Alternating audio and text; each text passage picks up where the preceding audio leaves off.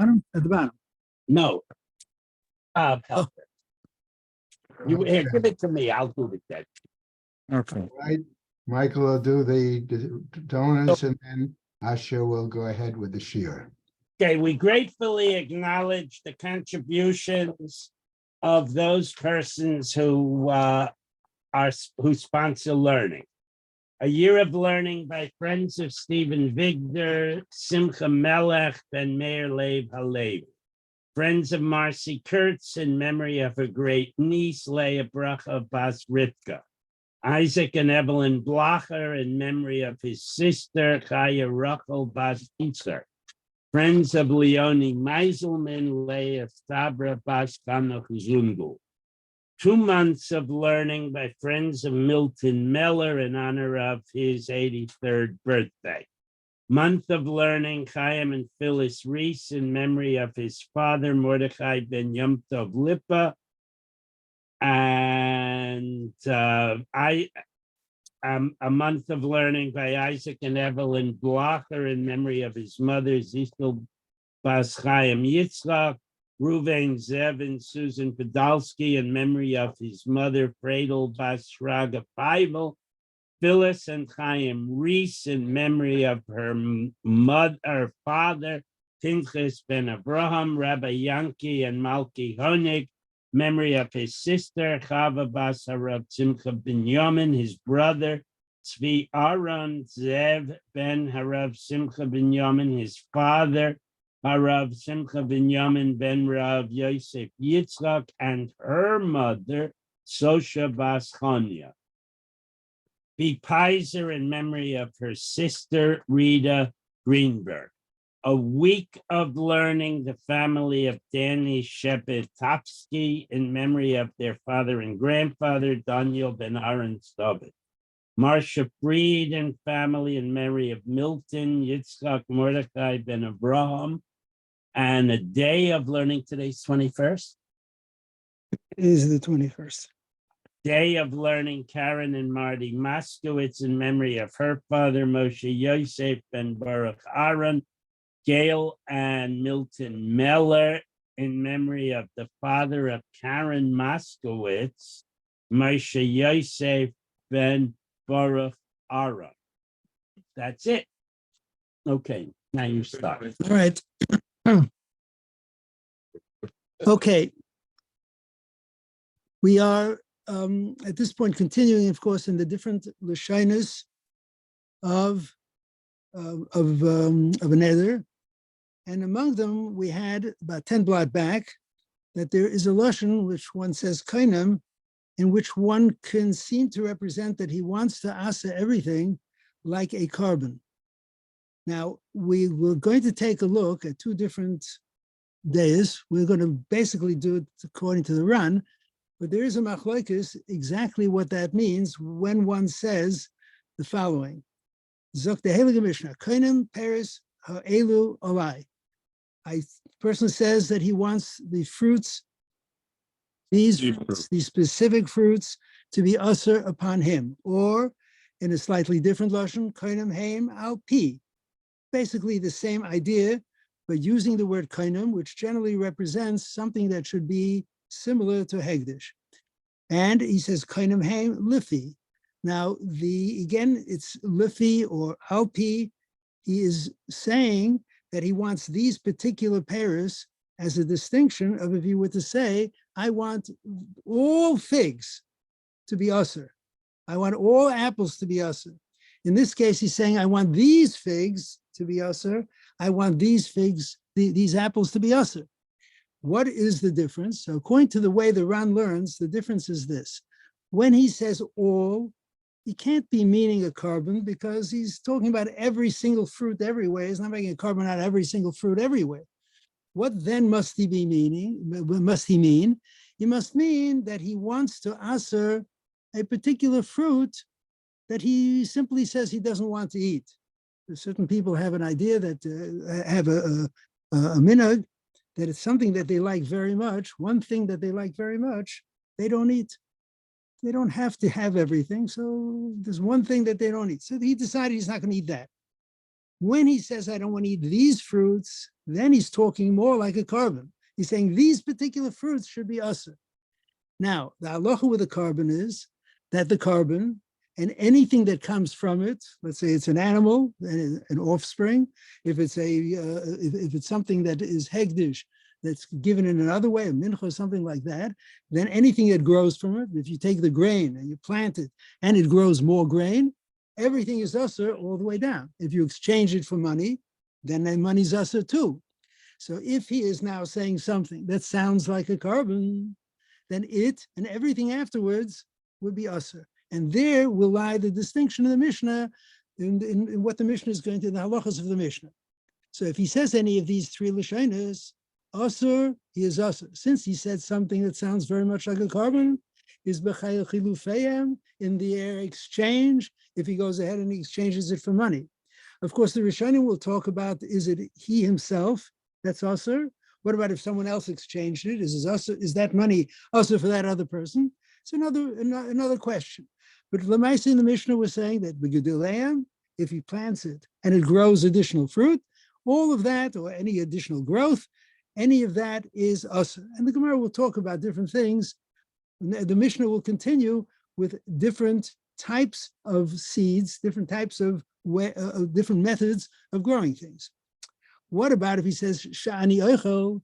This is something, and he adds the word ani oichel, which is actually the distinction that the Rush and others give. So maybe that's what the distinction in the Mishnah is, whether it is the growth or the exchange is usher or not, will depend on whether he said, I want to eat it or not. That's another way of looking at it. But again, we're going according to the Ran, who says it is simply because he said everything, or he said specifically these. And what happens if he does that?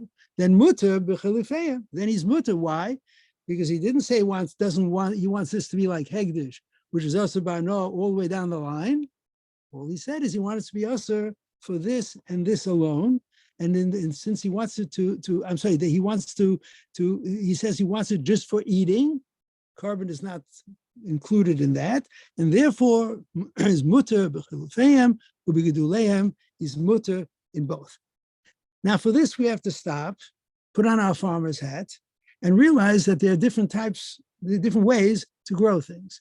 One way to grow things is to take a seed, throw it into the ground. What happens to the seed? Well, if you've ever grown a bean, and when we were kids, it disintegrates. It completely disintegrates, and it becomes the plant itself, whatever it is. There's another way to do it. What's the other way to do it? You take a bulb, like an onion, others, the shoot we'll get to 1 minute, the shoot is or shoot, right? And you put that into the ground. When you do that, the bulb does not disintegrate. You take that bulb out afterwards, and next year, you got more onions, you got more tulips, you got more whatever you want, right? A third way to do it is to either plant something or to graft something. So the Gemara later will ask a kasha, all the way at the end of the daf, we'll ask kashas about what do you do when you grafted something. But right now we're talking about something in which the zera is kola, the zera disintegrates, or where the zera does not disintegrate, it remains as it is. So therefore the Mishnah continues and says, "V'davash is hare kola." When it decomposes, it disintegrates. That is when we say that he is mutter b'chalufeyam and with geduleim. Why? Because you have a brand, even with the gedulim. Why? Because you have a brand new, completely distinct plant that now comes up from that. When you have something, let's say, that is a bulb and that you're going to keep in your nice cool cellar for the winter, and then you're going to grow it again in the summer, something that does not destroy, then what you're getting now is connected to something that is right here in front of us. And if it's connected, plant reiteration, and it's a continuation. It's part of the same thing. It's connected. I feel gedulim, even if you took the next onion and you planted that, and you got a third onion, and now you got a fourth onion. down the line, everything becomes also because everything is going to have in it a little bit, as a little bit of the DNA, so to speak, of the first, of the original plant that is also. And again, the Gemara will go into some detail on that. Gemara has a similar halacha, and here we have to understand that a woman is obligated. So first of all, when it comes to the first, just as an aside, I heard a word from the Kutzker. He says that the one thing that you should realize that if you want something to grow, then you have to be extremely humble.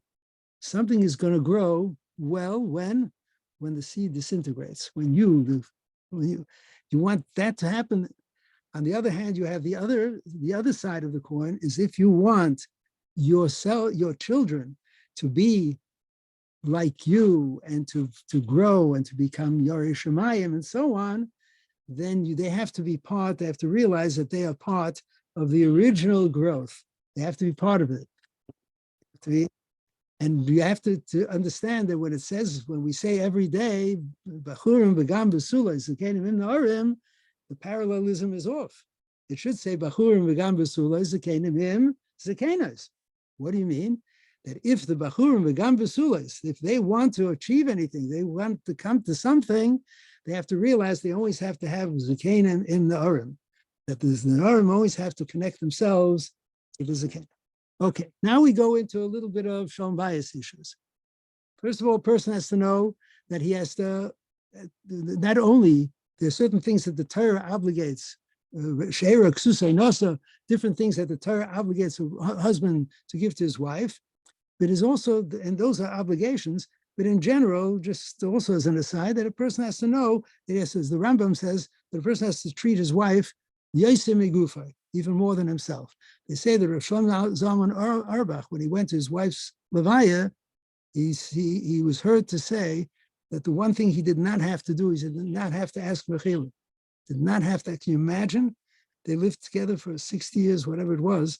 They never did anything one to another for which they needed to ask mechila, ever. And you can trust him if he said it. If you wouldn't trust me, you can trust him. Okay. So anyway, somebody says to his wife, Kainem Maase Yadayach Alai, whatever you do is usher on me. So now the one problem which we just outline is that when a person says that, what is he ushering on himself? Something that doesn't exist. She didn't work yet. So what is he ushering? How can he usher? So what the Rishonim say, some of the one teretz on that is that what he asked on himself was not her work, but the hands that do the work. The hands are here. The other aspect of it is depending if he does it for himself, on himself, he can ask something that doesn't exist.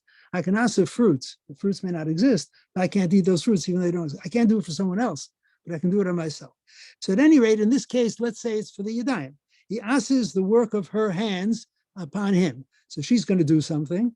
So to give you an idea of how that works, let us say that she bakes the bread, right? So she made the bread. What's usher is not the bread. What's usher is the work she did that went into the bread. So you can take that bread, which he cannot eat because it has her work in it. You can sell the bread and say, well, how much did she work? She worked an hour on it. Pay her. How much are you going to pay her now? Minimum wage, of course, right? You're going to pay her something. Chas v'shalom. You pay her, of course, an executive salary. Now I'm better. You pay her an executive salary. So how much is that in the bread? It may be out of the loaf that you sell for $3, $4. It may be a dollar's worth of the bread. That amount of money you cannot use. The husband cannot use. The rest of it he can use because it's not her work. So you have to understand how that's going to work. So kainim heim al pi, or I may not eat them. Kainim heim lifi, right? All of these are the same lashonos as before. And the chiddush here, we have why is it repeating something that seems to be the same? That it's even in a case where you have something like this, where you have something which is not here, that you have this also b'chilufayim, you still have the same halacha applies with b'giduleim. What about if he attributes to it the lashon of achila?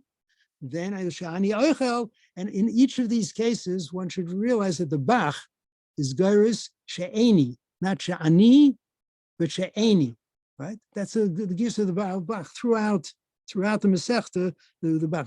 She'ani oichel, she'ani toyem, that I taste, right? Any of those, but he is directing it to the what he's going to eat. Then mutter v'chilufeim with the same caveat. It has to be zari kala, u'bedavar shezari kala. However, if it's something, in other words, if it disintegrates, avol davar she'ein zari kala. If it does not disintegrate, then afilu gedulei gedulim asurim. They are exactly the same as we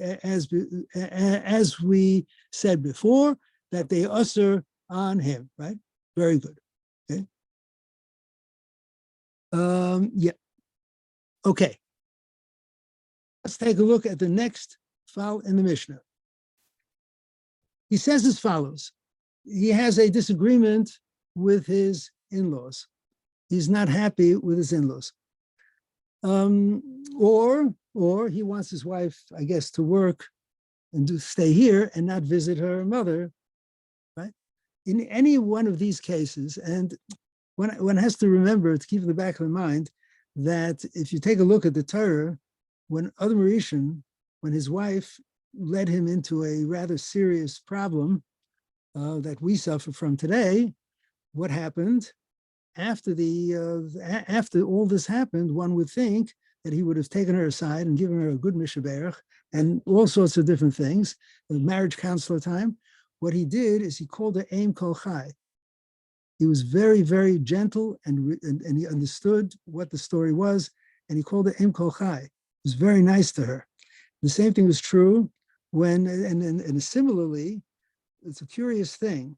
We say that if you take if you find a treifa, what do you do with the, or a nevela, what do you do with the nevela, right? You give it to the dogs. Is the dogs, therefore, what does one have a dog for, at least in those days? To herd the sheep. The sheep, the cattle, right? If this animal is a treifa, is a nevela, it's because this dog did not do its job properly. And nevertheless, what we do is we take the nevela and we say the dog did us a lot of other services. We're going to give the nevela to the dog anyway. That's just a thought. At any rate, what happens if a man says as follows: She'at oise eni oichel ata Pesach. I'm not going to eat anything that you did. I'm sorry, you can't have enough from me. You can't have enough from me, right? Until Pesach. She'at oise eni miskase ata Pesach. What you make, I will not wear till Pesach, right? That's what he says, right? Anything that you make. What happens? Also, so I jumped the gun with the in-laws. The in-laws will come in a minute. Also, so lifnei Pesach. If she made something before Pesach, no, is he allowed to use those things? No. But what did he say? That he's just until Pesach. So what happens after Pesach? After Pesach is no problem. So after all, it didn't answer him after Pesach. Then he's muter lechol uliskasos acha Pesach, even though she made it before Pesach. But he said that what she makes, he's not going to wear. What was the Isser on? Is wearing it before Pesach. After Pesach is no problem. But if he says she'at oise ada Pesach eni oichel, anything that you've made before Pesach, I will never eat. That's not limited to Pesach. What he says is you may be making it before Pesach, but I'm never going to eat it if you make it before Pesach. What happens after Pesach? It's off limits. You can't eat it because he said he can't, you're not going to eat it. He's not going to eat it. If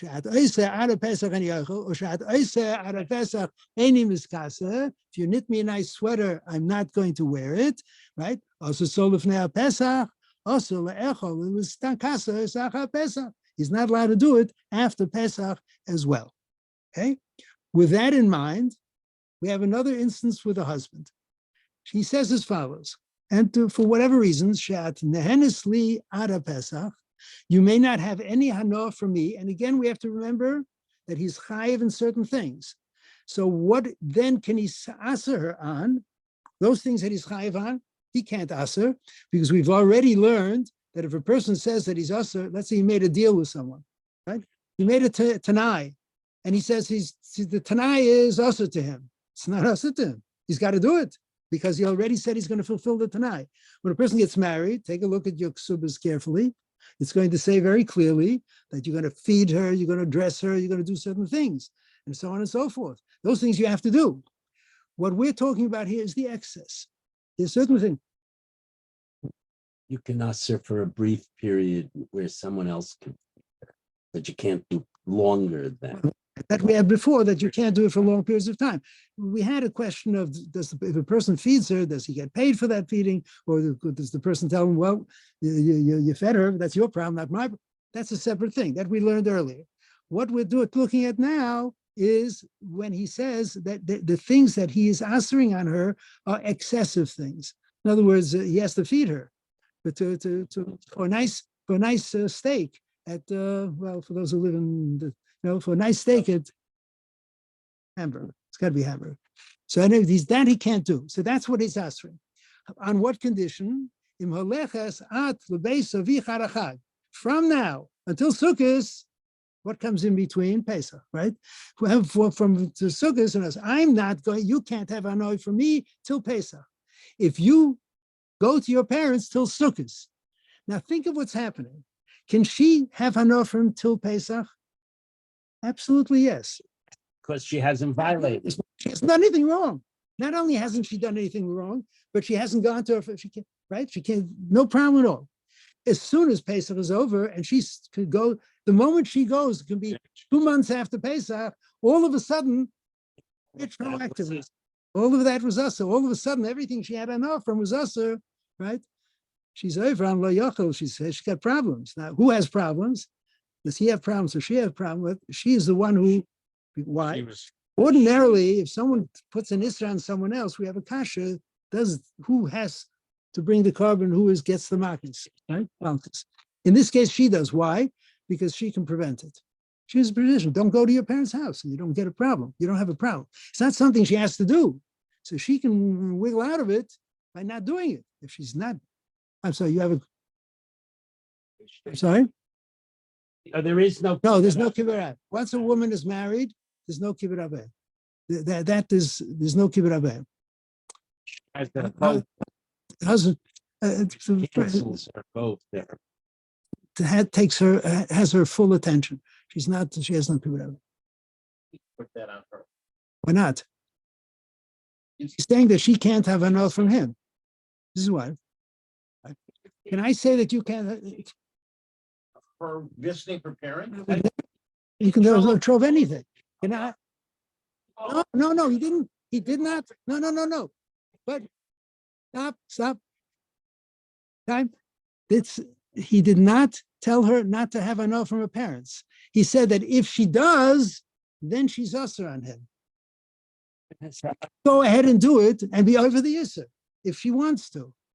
He's not preventing her. He's putting, yes. In halachic terms, she's his property. She's property. She's certain obligations. Certain obligations. Husband can prevent his wife from going certain places. Much the way a saita can be prevented from sequestering herself with someone. Why can he stop her from doing it? I don't want you to do it. And all of a sudden she's a saita. Yeah, because she basically has to listen to what he says. Because what? I'm sorry? But not her closeting herself with someone else is adultery. No. Her sequestering herself itself. Only hear one person at a time. Sorry, sequestering herself is not adultery.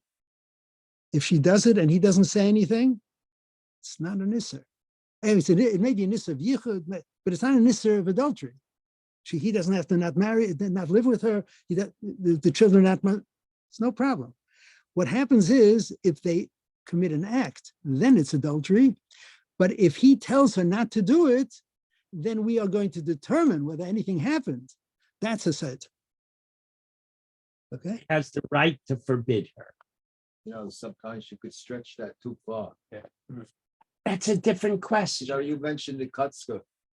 I never forget what the Kutzka says. The Anshe Kodesh Tinu Li. So for what's Vianshe, why not Kodesh to you? Because before That's not a mensch.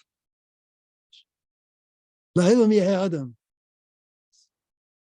All right, I want you to know, if you go through, Rabbi say you're a Shas Yidden, you will go through Shas and find that the halacha is applied to the most ridiculously, base things that a person can do.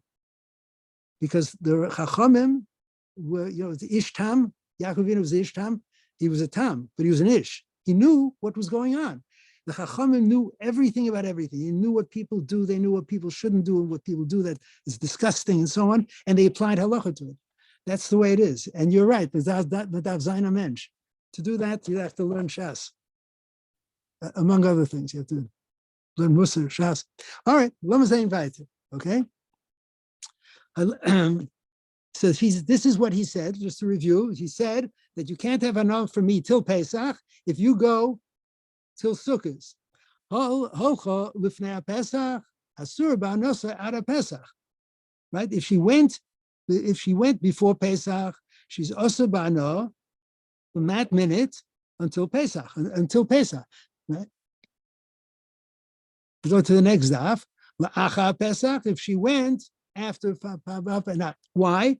Because before Pesach, she hasn't yet gone till Sukkot. So therefore, all you can say is she has a derabanan dikis. The derabanan made a siyag sort of. So to do what? To tell her, don't do anything now because you might come to have an isser later. Don't go to your parents' house now because down the line you're going to have an isser. So therefore, she's also she shouldn't go, but after Pesach she can go because the time limit has expired. After Pesach, Sorry, yes, she can't go. What I'm talking about, after Pesach, even though the time limit after Pesach, the condition still remains. The time limit has expired for Hana. After Pesach, Hana is not the problem, but she's not allowed to go to her parents' house because of the Hana she had before, and therefore, she's over on Yachel. She's over on the Aver. Okay, and again, because she is responsible, she's obligated to that halach. Okay, good. Next, the last file in the Mishnah, Sha'at nehenes li ad hachag, the reverse. Not that you have anah to me until Pesach, right? But he doesn't want her to go to her parents' house when? Before Pesach, because she's busy with Pesach. He says, no, don't go to your parents' house till Pesach, right? After that, you can go Gesintahait. So he says, you can't go. But if you do, then you're usher to me all the way till Sukkot. So now, Shahat Nehenes Li'arachag, you are usher on she's usher on him until Sukkot. When? Im Hoileches at Lebeis Ovich at Pesach. If you go to your father's house until when? Until Pesach, before Pesach, what happens? If she holcha lifnei Pesach, if she goes before Pesach, asur ba'ano ad Chag. She went. She's also all the way to the Chag because she violated the terms, the condition, right? U'muteres leilech Pesach. But since the time limit ends and the obligation ends to not to go to her parents' house at Pesach, after Pesach she's all right. She can go to her house, but before Pesach, then she would be over on the Yisr completely. Okay, that is the Mishnah. The Gemara will not return to this Mishnah for another 2 blot. So you're on vacation for 2 blot. What we are now going to do is take a look at some of the related issues of what we learned as far as what happens when you plant something and so on. first clause of the Mishnah. Based on the first clause of the Mishnah. The Mishnah said, that what you do is usher, again, in each case, he's ushering it in general, right? Not the eating, just in general. What did we say? That if the zera kolo, if the seed disintegrates, then it's the gedulim and the exchange of the gedulim are mutter. But if the zera is an zera kolo, then the gedulim, the chalifayim, are usher. comes Yishmael Ish Kfar Yamo. So there are two, he may have had one of two names. One is Ish Yamo, he lived in a town that was on the sea, and the other is Amr Lo some say Ish Kfar Di Yamo, that he lived on a name of the town was the Yama, right? What exactly did he ask? So the way the Gemara phrases the kasha is a very beautiful way. It's as if he's got, there are two ways of looking at it. He's as if he's got the actual kasha that he's asking in his hand. He's bringing it, The other is that he actually had it, show and tell. He brought an onion. He said, Rabbi, I have this onion. This onion is a shvius onion. I was in Eretz Yisrael a few weeks ago for the Kamas Matzeva of a shvager of mine, and I marveled. You go down on you go down on Route 1, right, to Lod, and along there are these massive fields, totally empty, huge signs. This farm keeps shvius. And the emes is that over 50% of the farms in Eretz Yisrael right now keep shvius. It's an extremely expensive process. If you can give to them, it's a very worthy cause. These are farmers who, some of them are chalonim, some of them were chalonim, and yet they keep shvius. They keep the fallow completely fallow. It's unbelievable. It's a remarkable thing. Mashiach, where are you? At any rate, he brought in with him now shvius is usher. Not only is it usher, but anything grows from it on shvius would be usher, right? What about the 8th year? Well, if something grows on the 8th year, it's mutter. We are now going to take this onion planted in the 8th year. It's going to grow. So we are going to head into something which actually was hinted at in the Mishnah at the beginning. What is that? Let me ask you a question. You took this bulb, it's a tiny little bulb, it's this big.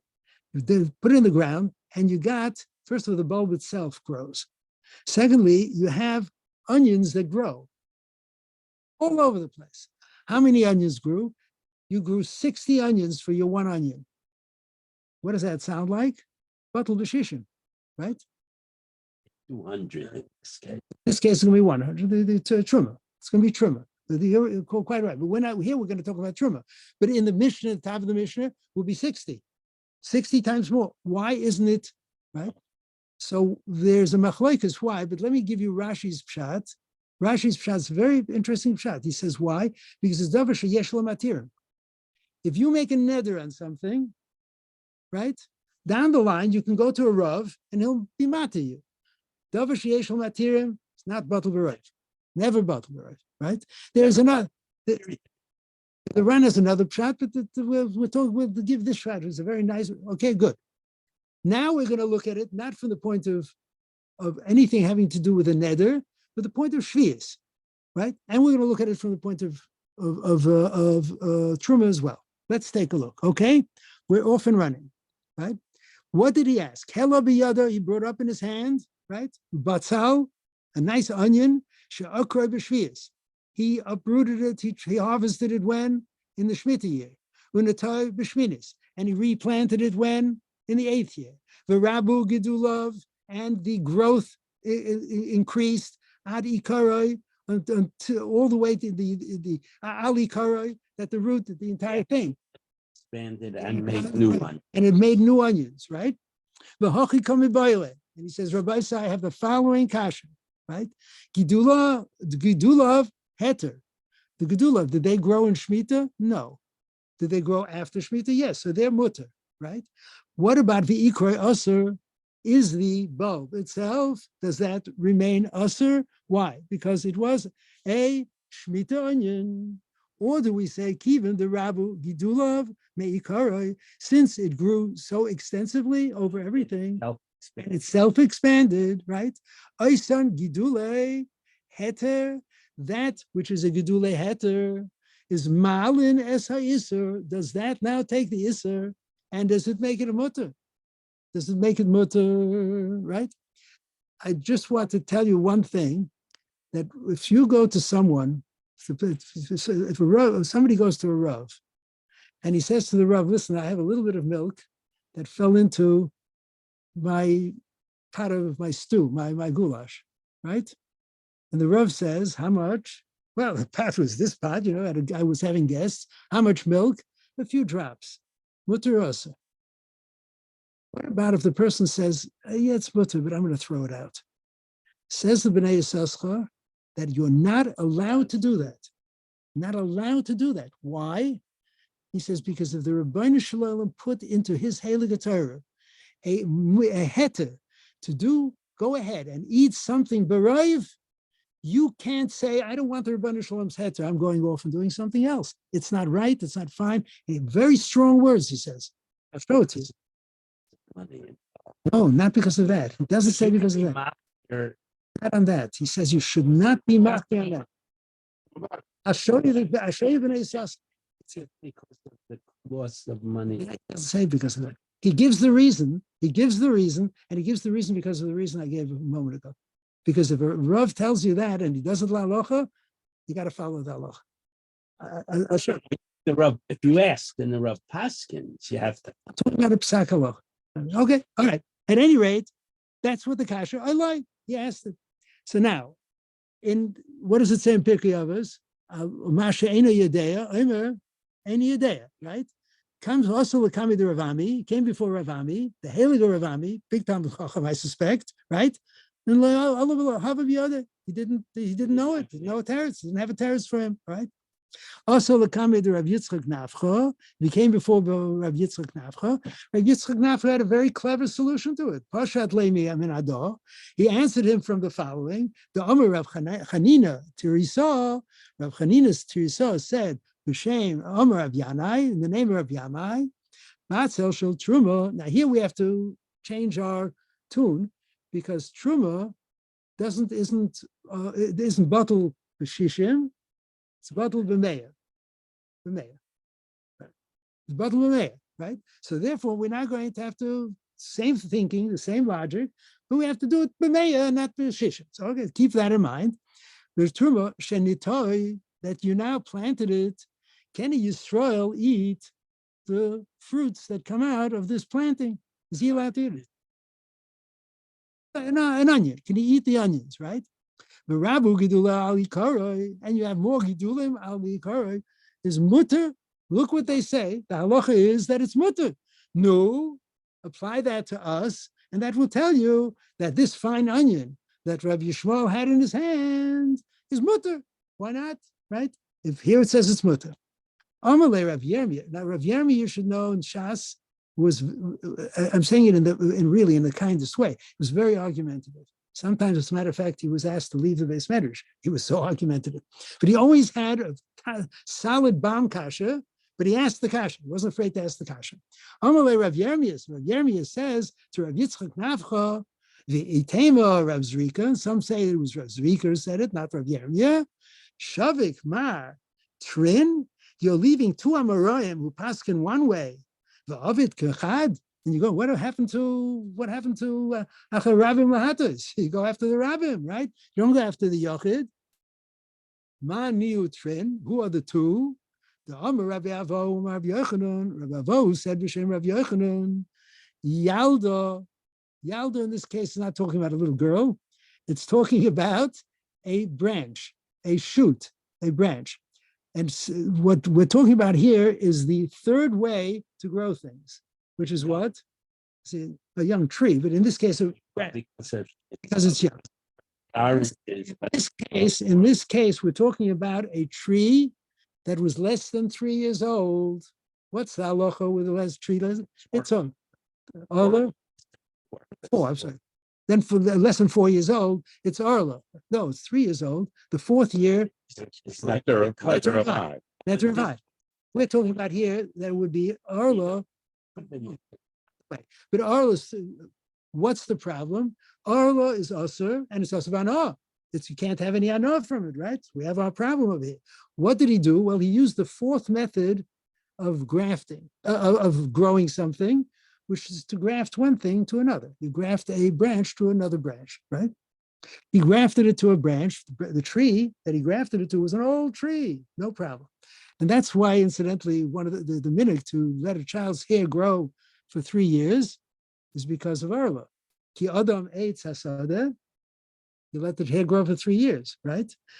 The thing to remember is that the halachas of the tree don't stop at 3 years. There's Netzah in the 4th year, and then there's Shumas, and there's Maestras, and there's all sorts of different halachas that, right? And there's Klayim. The halachas of the tree continue through the life of the tree. So even though you cut the hair after the 3rd year, the kid still has to know he's got a lot to do after that. All right. But anyway, what did they do? I'm sorry. Not Maybe how shut the- you still have to take it. Sivcha, that's not a bad idea. Sivcha is a kena. He went ahead and he grafted it to an old tree that does not have arlo. Uba pears, and the young tree has pears. Afapisha isifu mosayim also, even though 200 times more, right?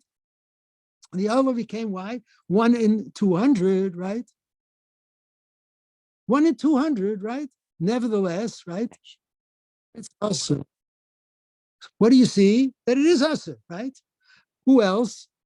V'omer Rav Yishmuel bar Reb Nachmani. Shmuel bar Nachmani said, Omer Rav Yonason, b'shem Rav Yonason, right? What did he say? A similar halacha, batzal rather, shenata bekerem. You took an onion and you planted it in a vineyard, and it was too close. It was in between. And you have a problem of Klayim. Klayim is also usher. Bahano. Remember, what did they do other at the beginning of other? They would go out and announce, and in the middle of other, the gendarmes would come and they would rip out the Klayim, right? V'nekar hakerem. And what did you do? What happened? The entire vineyard was uprooted. They took all the vines out. You left the onions, right? They left the onions, right? V'nekar hakerem. What do you now have? You have new growth, right? Is usher. It's also usher. So new the kasha on Rabbi Yishmael, and not Rabbi Yishmael. I'm sorry, on Rav Nachman. So he asked the kasha. He asked the kasha. The kasha is on Rav Nachman who answered the kasha. Rav Nachmani who answered the kasha. Rav Nachmani, how could you say bring a raya from Truma? That's one amar. But I will bring you 2 amarayim who say what? That it's also. So how can you leave those 2 and go to the one, right? So the Gemara says, they came to 4 Rav Ami, and Rav Yishmael came to Rav Ami, and he asked them the same kasha. It was a good kasha. Upashid le minado. And he was resolved the kasha. He was pashid the kasha from where? The Amar Rav Yitzchak, Amar Rav Yochanan. Rav Yitzchak said, b'shem Rav Yochanan, litra b'tzolim shetikna. If you have a liter, large sum, so it's a large quantity, right? It is, and what did he do? He was Tyron. He gave trumas and meisers, did everything he had to do, and now this went from tevel, and now it's good to eat, right? It's going to you can go ahead and eat it, right? Uzra, now he planted, right? Misaseres lefikula. He took the same onion, let's say, the same plant that he took, he takes seeds from what already was taken truma from. He replanted that and it grows. What it grew, right? What it grew should theoretically be part of what already had been taken truma from. And therefore, you shouldn't have to take truma from anything you grew from it. You already took truma from the seed. The seed is here. The bulb is here, right? Why should you have to take truma from the next thing? It comes from this, and this already had truma taken from it, right? So that's what happened. Kasha here. He had 20 onions in Right. planted them. Now there are 200. Right. He have to take trumas and maestris on 180 Right. or on whole 200. That's the kasha. The kasha is, it seems to be the kasha is one step further. Does he have to take truma from this at all? I think that's the lashon. That's the way the lashon, from anything, any part of it. It seems like from any part. You might be right, but the way I saw it, the way I learned it. But I learned that the kasha is Let's take a look, right? the new onions are new onions, but the old onions, which still exist, those were already Trumas and Meiser state. And Sell them, or do you only take Trumas and Meiser let's Sunday? take a look. Teretz is you take it on the whole shebang. Lefi hagidulim v'ha'ikar. The Ran says, Right. Growth and the and ikar. on the old ones. Right. It's everything. That's why I'm looking at it as everything, not on the percentage, not on the new growth he has to give, but on the. You see what I mean? The kasha is, does he only the new round of Trumas and Meiser? Right, so let's Just the new growth, or by planting the old ones, are they subsumed into the total of therefore he doesn't have to give on anything. on everything? Not on anything. I think it's the other way. All right, go back. Take a look at the Ran says is Alma Osu Gidulim Hamachuyavim Umevatman es Iker Hapatu. That's the whole thing. Okay, fine. That's why I learned that. Okay? That's the Ran. But okay. Alma Oisin Gidulim Mevatlan Iker. Rabbi Yishmael, you had a good kasha. Here's your teretz. It's Mevatlan the Iker, right? So the Gemara says, no, Dilmer L'chumra Shani, we'll stop over here. Dilmer L'chumra Shani, it's a difference when you do it L'kula. In our case, we were going to do it L'kula. There was going to be a kula. Here would be L'chumra, that you have to give more maser. There, the problem with this is that the chumra comes to a problem, because if, let's say, you say that you have to give truma on the entire thing, including the old one, and the old one doesn't have to be to give truma, you don't have to give it on the old one, then you're going to end up giving truma mipatur ala chiyuv, and that you're not allowed to do, and then you come up with another issue. But that I will leave to whoever gives it to me. Do you know who's doing tomorrow? I did. I have no idea. Michael? Have a wonderful Usher, afternoon. thank you. Michael Burr, can you hear me? Yes, I can hear you. Okay, no, can sitting next to you, Michael Burr, can he hear me? Michael Burrs. That's. Oh, I'm sorry. Oh, yeah. Okay, Michael, will you take the shiur tomorrow? You want me to do it? I'll do it. Okay, very good, thank you. Okay, goodbye. Wait a minute. The crowd is voting no. I'll do it tomorrow. Okay, and we'll set up Asher and Ruvain another day. Okay, Right. thank you, guys. And Asher, thank you very much. You're very welcome. My pleasure. My pleasure. This is someone's phone, not mine. Oh, Bob Romberg. Bob, Bob, that's your- thank you for technical Bob is the assistance. official Zoomer. I'm sorry. We thank Bob Bromberg for technical assistance. You're very welcome, technically speaking. Good Have a good day. day to everybody. Yeah, sure.